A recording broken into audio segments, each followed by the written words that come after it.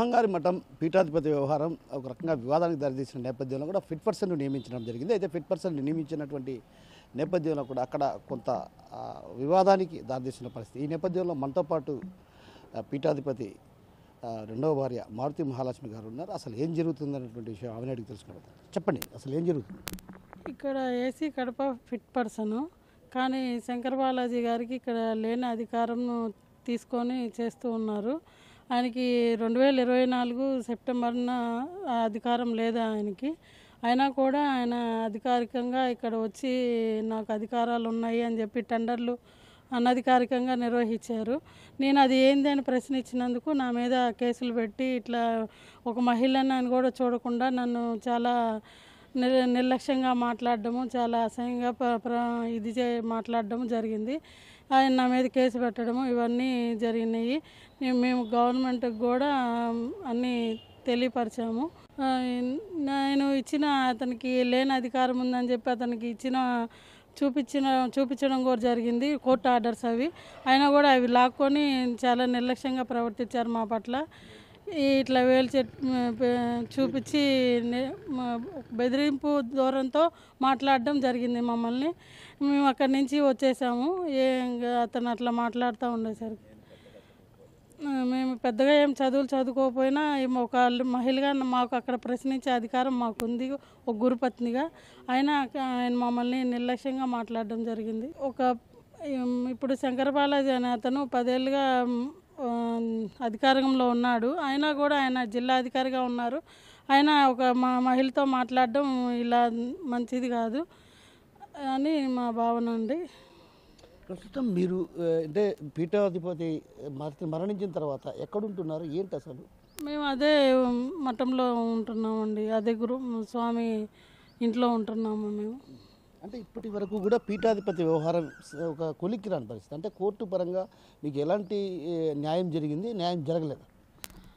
మాకైతే ఇప్పటికి ఏమీ న్యాయం జరగలేదండి. ఇప్పుడు ఈ శంకర్ బాలాజీ అనే అతను మా పట్ల ఇంకా నిర్లక్ష్యంగా వ్యవహరించడము, మమ్మల్ని కనీసం ఒక మఠాధిపతులు భార్య ఉన్నారని కూడా అతను గుర్తించలేదు మమ్మల్ని ఇంతవాటికి. మా పట్ల చాలా నిర్లక్ష్యంగా వ్యవహరిస్తున్నారు ఆయన. గతంలో ఎమ్మెల్యే గారు మీకు కూడా హామీ ఇవ్వడం జరిగింది. ఏదైతే అప్పటి ఎమ్మెల్యే గారు హామీ ఇచ్చారు, ఇద్దరికి కూడా సమంగా న్యాయం చేస్తామని. అంటే ఏదైతే ఇద్దరికి అంటే పీఠాధిపతి వ్యవహారంలో ఇద్దరికి కూడా సమన్యాయం చేస్తామని అప్పట్లో మీకు మాట కూడా ఇచ్చారు. ఆ రోజు కూడా మీరు బయటకు వచ్చి మాకు న్యాయం జరుగుతున్న ఆశాభావాన్ని ఇదే మీడియా ముఖంగా చెప్పడం జరిగింది. ఇప్పుడు ఏమైనా ఆ రకంగా ఏమైనా ప్రయత్నాలు జరుగుతున్నాయా? అట్లా గవర్నమెంట్ పరంగా మాకు దాన్ని ఏమీ ఒప్పుకోలేదండి గవర్నమెంటు. దాన్ని చూస్తూ ఉన్నామండి. అంటే ఇప్పటికీ మీకు ఇద్దరు పిల్లలు, మీ పిల్లల అంటే సంబంధించి వాళ్ళ యోగక్షేమాలు కావచ్చు, అదేవిధంగా వారికి సంబంధించి అంటే మీరు పీఠాధిపతి రెండవ భార్యగా ఉన్నారు కాబట్టి దానికి సంబంధించి పిల్లలకి ఏదైనా చదువులకు కావచ్చు, ఇతరత్ర వాటికి ఏమైనా డబ్బులు ఏమైనా దేవాదాయ శాఖ కానీ అదేవిధంగా ఇప్పుడున్నటువంటి ప్రస్తుత ఫిట్ పర్సన్ కానీ ఏమైనా ఇస్తున్నారా లేదా? మాకు అట్లా ఏమి ఇవ్వట్లేదండి. మాకు మా పోషణ అందు ఎలా చేస్తారు? మాది మేము పెట్టుకొని తింటున్నామండి. వాళ్ళు మఠం తరపు నుంచి మాకు శిష్యులు వాళ్ళు వీళ్ళు సహాయం చేయడమేనండి. ఈరోజు మీరు ప్రధానంగా కడపకి ఎందుకు వచ్చారు, అసలు ఏంటి అసలు? సమాధులు తవ్విన దాని మీద మేము గవర్నమెంట్కి చెప్పుకుందామని వచ్చామండి. ఏ సమాధులు తొలగించారు? మా పూర్వీకులవి దాన్ని పండగల టైంలో, ఫెస్టివల్స్ టైంలో అవి పూజలు చేస్తూ ఉంటాము. అవి సమాధులు తొలగించారు. దాని మీద కూడా ప్రశ్నించినందుకు ఆయన మా మీద కేసులు పెట్టడము ఇట్లా జరుగుతూ ఉంది. దీన్ని మేము ఎదుర్కొనే పరిస్థితి బాగా ఇదిగా ఉంది. అంటే పీఠాధిపతికి సంబంధించి పూర్వీకులకు సంబంధించినటువంటి ఏదైతే సమాధులు తొలగించారంటున్నారు, మరి వాళ్ళ కుమారులు ఉన్నారు కదా, 4 కుమారులు అభ్యంతరం వ్యక్తం చేయలేదా?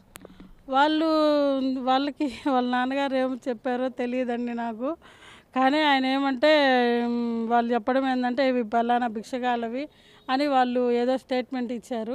కానీ అయితే భిక్షగాలవి కాదండి. భిక్షగాలవి అయితే మఠం లోపల పెట్టుకొని పూజలు అవి చేయరు కదా, అవి మా పూర్వీకులవే.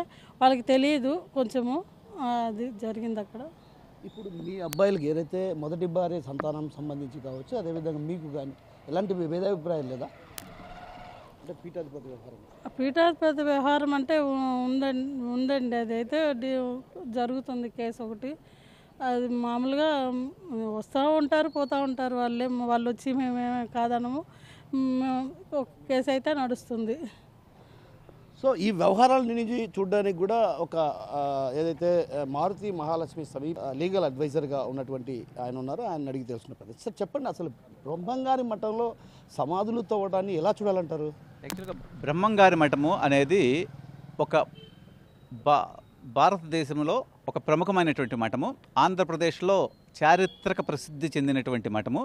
వీరబ్రహ్మేంద్ర స్వాముల వారు ప్రపంచంలో మొట్టమొదటిసారి భారతీయ సనాతన హైందవ ధర్మంలో మహిళల గురించి, మహిళలకు కూడా సమానమైనటువంటి హోదా ఉండాలి సమాజంలో అని చెప్పినవారు.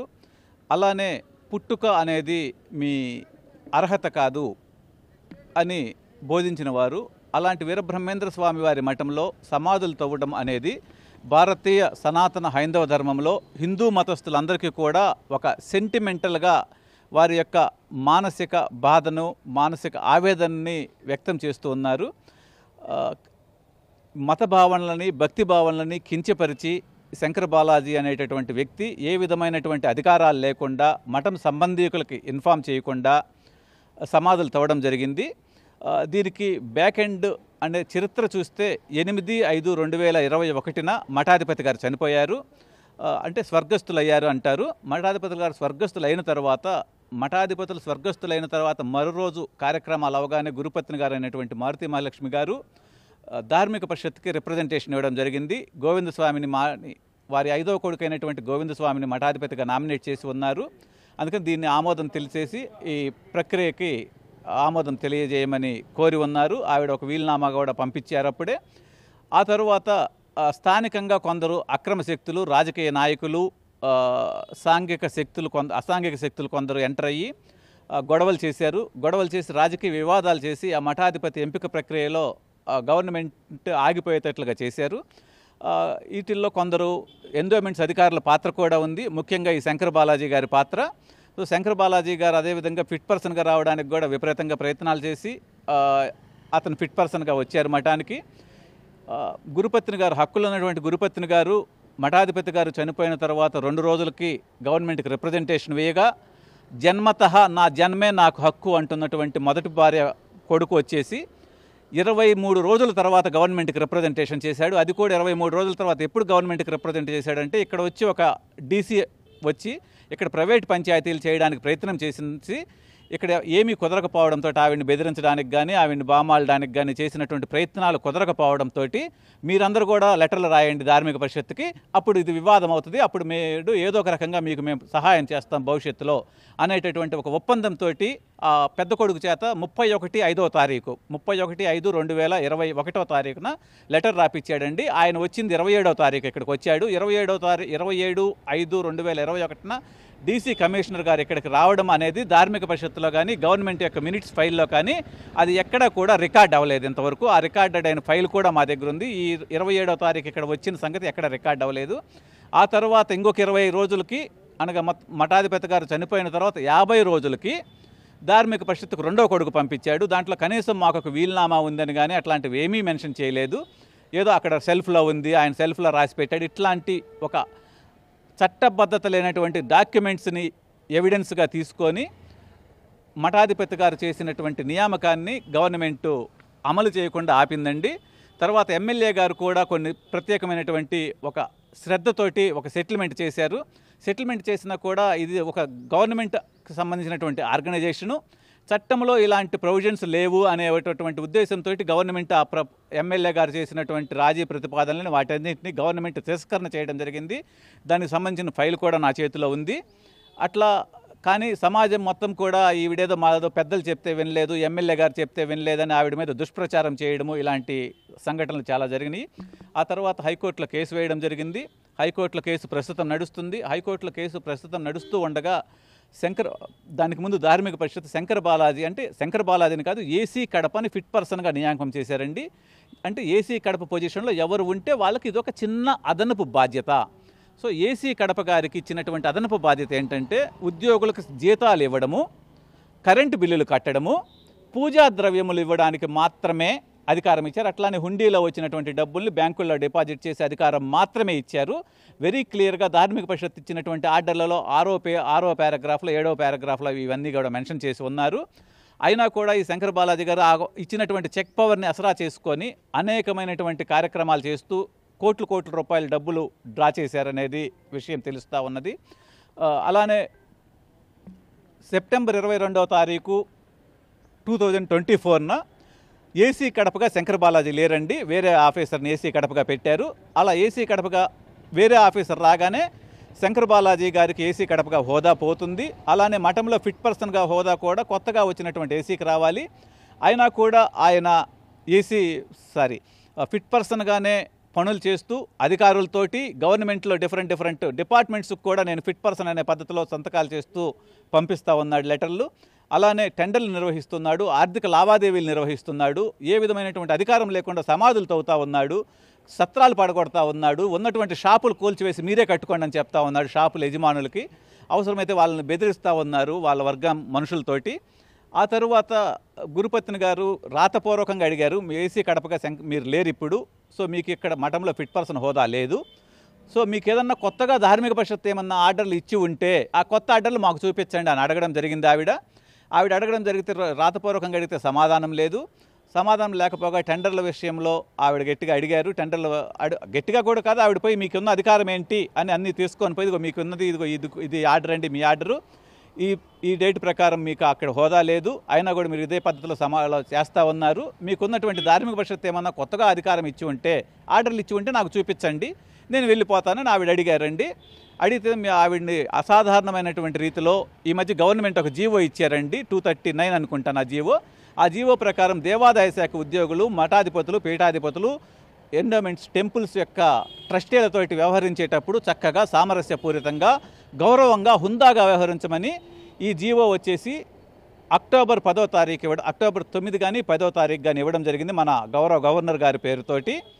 ఆ జీవోని కూడా ఇచ్చిన తర్వాత కూడా కనీసం ఒక స్త్రీ అనేటటువంటి రెస్పెక్ట్ భావన కూడా లేకుండా ఇలా ఏళ్ళు చూపిస్తూ మా పై అధికారులను అడుక్కో, నువ్వు మా కేసు పెట్టావు కదా నా మీద, డీసీని అడుక్కో, కమిషనర్ అడుక్కో, నువ్వు నా విధులకు అడ్డం వస్తున్నావు, నీ మీద కేసు పెడతాను అని బెదిరించడం జరిగింది. ఆవేశంతో, ఉత్తేజంతో, ఉన్మాదంతో ఒక సహనాన్ని కూడా కోల్పోయి నువ్వు స్పాట్లో స్పాట్లో నువ్వు రాసిస్తాను, నా అధికారం లేదు నీకు, స్పాట్లో ఇప్పటికిప్పుడు ఇసురు రాసిస్తాను అని ఆవిడ్ని బ్లేమ్ చేయడం జరిగింది. గట్టిగా బెదిరించాడు. ఆయన కోరినట్లుగా స్పాట్లో అప్పటికప్పుడు లోపలికి వెళ్ళి ఒక లెటర్ రాసుకొని మీకేం అధికారం ఉంది చూపించమని అడిగారండి. చూపించమని అడిగినప్పుడు ఆయనే కదండి చెప్పాడు అప్పుడే స్పాట్లో రాసిస్తానన్న ఆయన పోయి అక్కడ ఆఫీస్లో ఇచ్చుకో, మా వాళ్ళు సైన్ చేసిస్తారు నీకు, లేకపోతే అక్కడ పోయి రిజిస్టర్ పోస్ట్ అది అని దుర్భాషలాడుతూ మాట్లాడాడు. అంటే కేసులు పెట్టడం తప్పండి, మఠంలో సమాధులు తవ్వడము, వీటన్నిటి మీద కేసులు పెట్టడం, అది కూడా మేము కేసు కూడా పెట్టలేదండి, కలెక్టర్ ఆఫీస్లో, గవర్నర్ గారిలో ప్లస్ ఎస్పీ ఆఫీస్లో రిప్రజెంటేషన్ ఇచ్చామండి, ఇట్లా సమాధులు తవ్వారని. దాని మీద ఇంతవరకు కూడా ఏ విధమైన యాక్షన్స్ తీసుకోలేదండి. అలా ఒక మహిళ ఆవిడ 9వ 10వ చదివిందండి, ఒక జిల్లా ఆఫీసర్గా 10 సంవత్సరాలు బాధ్యత వహించాడు, ఒక కాంపిటీషన్ ఎగ్జామ్స్ రాసి గవర్నమెంట్ పొజిషన్స్లోకి వచ్చాడు, అంతకుముందు ఎడ్యుకేషన్ డిపార్ట్మెంట్లో లెక్చరర్గా పనిచేశాడు. అలాంటి ఒక వ్యక్తికి ఒక సాటి స్త్రీ, ఒక హక్కు ఉన్నటువంటి స్త్రీ అడుగుతున్నప్పుడు ఆవిడకి సమాధానం చేస్తే ఆవిడ పక్కకు పోతుందండి. అలా కాకుండా ఆవిడని బెదిరించడమే కాకుండా కేసులు పెడతానని మాట్లాడడము, ఒక చదువుకోని స్త్రీకి చక్కగా సమాధానం చెప్పవలసినటువంటి బాధ్యత ఒక గవర్నమెంట్ ఆఫీసర్ మీద ఉంటుంది, పబ్లిక్ సర్వెంట్గా. ఇదిగమ్మ నాకు పలానా అధికారాలు ఉన్నాయి, ఈ అధికారాల ప్రకారం నాకు ఇక్కడ విధులు నిర్వహించేటటువంటి హక్కు దఖలుపడింది, ఒకవేళ లేదు అనుకుంటే మీరు ఖచ్చితంగా మా పై అధికారులకు ఫిర్యాదు చేసుకోవచ్చమ్మా, లేకపోతే హైకోర్టుకు వేసుకోవచ్చు, లేకపోతే సుప్రీంకోర్టుకు వేసుకోవచ్చు, లేకపోతే స్థానిక కోర్టుకు వేసుకోవచ్చు. అలా గౌరవప్రదంగా మాట్లాడవలసినటువంటి ఒక గవర్నమెంట్ ఆఫీసర్ ఇలా దుష్ప్రవర్తన చేయడం అనేది తీవ్రంగా ఖండించదగిన విషయం. ఈరోజు మేము యాక్చువల్గా కడప కలెక్టర్ గారిని, కడప ఎస్పీ గారిని కలిసాము. గతంలో కూడా 27/1/2024న మేము 2025న మేము కంప్లైంట్ చేసి ఉన్నాము. దాని మీద ఏమి యాక్షన్స్ చేయకపోతే ఆ తర్వాత హైకోర్టు ఇతని నియామకాన్ని రద్దు చేసింది. 30/1/2025న హైకోర్టు ఇతని నియామకం అక్రమమని, కమిషనర్కి అలాంటి అధికారం లేదు ఇలాంటి పర్సన్ని మఠంలో ఈవో అనే పొజిషన్లో నియామకం చేయడానికి అని దాన్ని రద్దు చేసిందండి. అందుకని దాన్ని కూడా కలెక్టర్ గారికి, ఎస్పీ గారికి ఇచ్చి ఇది అండి ఇతను అక్రమంగా చేస్తున్నటువంటి ప్రవర్తనని ఆవిడ ప్రశ్నించిందని అక్రమ కేసులు పెట్టాడండి. దీన్ని అతన్ని అక్రమ కేసులు ఉపసంహరించుకోమని ఆర్డర్ ఇవ్వమని కలెక్టర్ గారిని అడిగామండి. కలెక్టర్ గారు ఇమీడియట్గా ఏసీ కడప గారితో మాట్లాడి అసలు దీని ప్రకారం అసలు అతనికి ఏ విధమైన హక్కు లేదు కదా, ఏసీ కడప అనేది ఆర్డర్ ఉంది వెరీ క్లియర్గా. అంటే ఆ ఆర్డర్ అనేది ఏసీ కడపకి ఇచ్చారు, అంతేగాని శంకర్ బాలాజీ అనే పేరుతోటి ఇవ్వలేదు. అందుకని మరి ఏసీ కడపగా లేడు కాబట్టి ఆయనకి ఏమీ అథారిటీ లేదు కదా.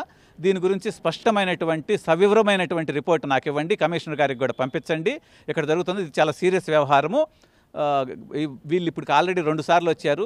ఇంకా అసలు ఇన్నిసార్లు వచ్చినా కూడా, ఇన్నిసార్లు తిరుగుతున్నా కూడా గవర్నమెంట్ ఏ విధమైనటువంటి యాక్షన్ తీసుకోకపోతే చివరికి ఒక మహిళ 8-9 చదువుకున్న మహిళ, 2 పిల్లలతో ఒంటరిగా ఉంటున్న మహిళ చివరికి ఆవిడకి సూసైడ్ చేసుకోవాల్సిన పరిస్థితి ఏర్పడుతుంది ఈరోజు మఠంలో సమాధులు తవ్వారంటున్నారు. మఠంలో అంటే బ్రహ్మంగారి మఠంలో లోపల ఉన్నటువంటి సమాధులు తవ్వారా? వీరబ్రహ్మేంద్ర స్వామి వారి మఠంలో వీరబ్రహ్మేంద్ర స్వామి వారి భార్య అయినటువంటి మాతా గోవిందమాంబ సమాధులు, పోతులరే స్వామివారి సమాధులు మఠంలో ఎదురుగుండా ఉంటాయండి.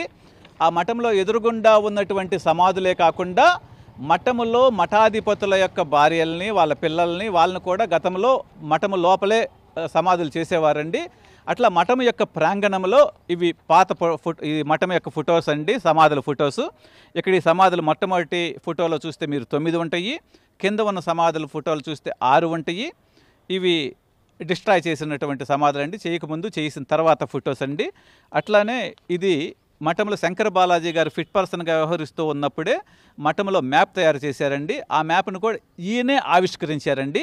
ఈయన ఆవిష్కరించిన ప్లేస్లోనే ఆ మ్యాప్లో ఉన్నటువంటి సమాధులు అండి. ఇది ఇక్కడ ఇన్సెట్లో ఆ సమాధుల ఫొటోస్ ఉన్నాయండి. అట్లా ఈ శంకర బాలాజీ అనే అతనికి ఉన్నటువంటి అధికారము 2024 సెప్టెంబర్ 9వ తారీఖు పోయిందండి. ఇది ధార్మిక పరిషత్ ఆర్డర్స్ అండి, వెరీ క్లియర్గా దీంట్లో మెన్షన్ చేయడం జరిగింది ధార్మిక పరిషత్ ఆర్డర్స్లో. మా డిమాండ్ ఏంటంటే శంకర బాలాజీని సస్పెండ్ చేయాలి, అతని మీద పూర్తిగా క్రిమినల్ యాక్ట్ కేసు పెట్టి ఖచ్చితంగా యాక్షన్ తీసుకోవాలి. అలానే అతని మఠంలో ఏ విధమైన అధికారాలు లేకుండా ఇంతంత డబ్బులు ఎలా విత్డ్రా చేయగలిగాడు, అతనికి ఎవరు పర్మిషన్ ఇచ్చారు, అంటే మఠంలో డబ్బులు విత్డ్రా చేసేటటువంటి అధికారము కేవలం మఠాధిపతి గారికి ఉంది, అంతవరకే. ఈవెన్ ధార్మిక పరిషత్కి కానీ కమిషనర్కి కానీ ఎవరికి లేనది మా భావన. అట్లానే ఇతనికి ఇచ్చినటువంటి అధికారాలు అయితే అతి స్వల్పము, అయినా కూడా ఇట్లాంటి చేశాడు కాబట్టి ఆర్థిక నేరాల విషయంలో కూడా శంకర బాలాజీ గారి మీద క్రిమినల్ యాక్టివిటీ, ఇక్కడ మఠంలో గురుపత్ని గారిని బెదిరించడం కూడా ఒక పెద్ద క్రిమినల్ యాక్టివిటీ. మేము పోయి స్థానిక పోలీస్ స్టేషన్లో ఆవిడ వెళ్ళి కేసులు పెట్టినా కూడా ఎస్ఐ గారు తీసుకోవడం లేదు. తీసుకోకపోగా తర్వాత మేము రిజిస్టర్ పోస్ట్ పంపించినా కూడా రిజిస్టర్ పోస్ట్ను కూడా రిఫండ్ చేయడం జరిగింది. ఒక గవర్నమెంట్ అధికారి ఒక రిజిస్టర్ పోస్ట్ను రిఫండ్ చేయడం అనేది తప్పండి, అలా చేయకూడదు చట్ట ప్రకారము. అది చాలా క్రిమినల్ యాక్టివిటీ. కనీసం ఎస్ఐ గారికి అది కూడా పరిగణనలోకి తీసుకోకుండా రిజిస్టర్ పోస్టులు కూడా రిఫండ్ చేస్తూ ఉన్నారు. మొత్తం మీద ఏదైతే పీఠాధిపతి వ్యవహారం ఇప్పటి వరకు కూడా ఒక కొలిక్కి రాని పరిస్థితి. అయితే ఆ నేపథ్యంలో ఫిట్ పర్సన్గా ఉన్నటువంటి శంకర్ బాలాజీ లేని అధికారాలను తనపైకి తెచ్చుకొని ఈ విధంగా అక్కడ ఉన్నటువంటి మఠంలో ఏదైతే ఉన్నటువంటి పాతతరం సమాధులను కూల్చడంతో పాటు అక్కడ ఉన్నటువంటి ఏదైతే అంగళ్ళను కూడా కూల్చేశారు, ఒక రకంగా ఆర్థికపరమైనటువంటి వ్యవహారాల్లో కూడా ఆయన తలదూర్చారు. వీటిపైన కూడా సమగ్రంగా విచారించి ఆయన పైన చర్యలు తీసుకోవాలి. అదేవిధంగా ప్రస్తుతం ఆయన ఫిట్ పర్సన్గా లేరు, ఫిట్ పర్సన్గా లేకపోయినా కూడా ఫిట్ పర్సన్గా కొనసాగుతూ కూడా ఆర్థిక లావాదేవీల వ్యవహారంలో కూడా ఆయన జోక్యం చేసుకుంటారు. ఇప్పటికైనా జిల్లా కలెక్టర్ కావచ్చు, అదేవిధంగా రాష్ట్ర ప్రభుత్వం కూడా వీటిపైన ప్రత్యేకమైన దృష్టి సారించాల్సిన అవసరం ఎంతైనా ఉందన్నటువంటి విషయాన్ని మనతో పాటున్నటువంటి పీఠాధిపతి రెండవ భార్య మారుతి మహాలక్ష్మితో పాటు లీగల్ అడ్వైజర్ చెప్తున్నారు. కెమెరా పర్సన్ హరితో కిషోర్, RTV కడప నుంచి. మరిన్ని వీడియోస్ కోసం ఛానల్ ని సబ్స్క్రైబ్ చేయండి. లేటెస్ట్ అప్డేట్స్ కోసం వాట్సాప్ ఛానల్ ని ఫాలో అవ్వండి. ఆ లింక్ డిస్క్రిప్షన్ లో ఉంది.